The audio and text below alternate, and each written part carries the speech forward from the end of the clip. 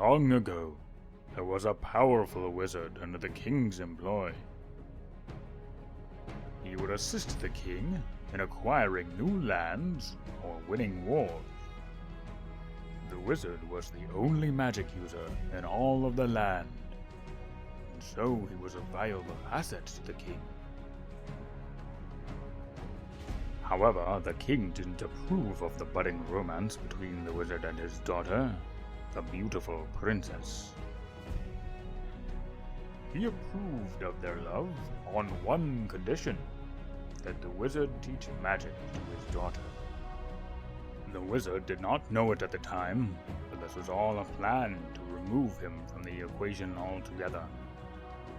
Once his daughter knew magic, the king wouldn't need the wizard.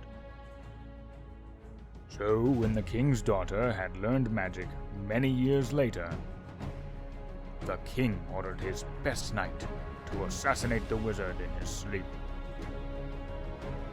The knight stole silently into the bedchamber, but bumped into a young girl he's never seen before. The wizard and the princess's secret daughter. She was so beautiful that the knight fell instantly in love, and decided then and there to help them all escape the castle. The four of them snuck through a secret passage out of the castle, with the wizard casting the king's castle ablaze for trying to have him killed. The small family found a cottage far from the kingdom, living happy lives for many years. The noble knight and the wizard's daughter soon had twins, and all was great in their lives. Until one fateful night, when the cottage was set upon by mercenaries hired by the king. The wizard and the knight stayed behind, letting the others run into the woods for safety. The battle was fierce, and sadly the knight lost his life. The wizard ran into the woods looking for the rest of his family, and in the light of the moon saw his worst fears come true. His beloved and his daughter laying in the wet grass, lifeless. Whoa! You never told me about this part before, Grandpa! Yes, I thought you were old enough to hear more details, little one. How about it? Too scary? Nuh-uh! Keep going! All right, dear. Settle down. Tears streamed down the wizard's face as he cradled them both. But all was not lost.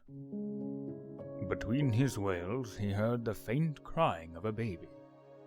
Laying his loved ones back down, he ran towards the crying, discovering his granddaughter in the brush. He picked her up, looking for her twin brother, who was nowhere in sight.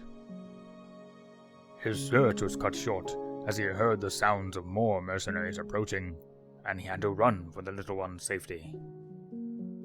He ran and ran until his legs could carry him no more. Luckily, discovering a house abandoned in the woods, the old wizard wished he could have given his loved ones a proper burial, or looked for his grandson, but he knew the chances of him being alive were slim to none. And so the wizard did his best to put his dark past behind him and devote the rest of his life to protecting the only family he had left.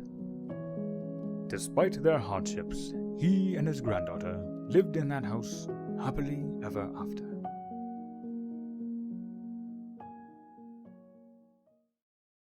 Well, what happened next? That's the end of the story, my dear. That's it? But what about the wizard using his magic to get revenge? The baby can help him when she learns magic too! Now, Bean, revenge is never the answer. Besides, you know magic's not real. I know. But that'd be cool if it was. Yes, cool indeed. Now, get some sleep. We have a long day tomorrow.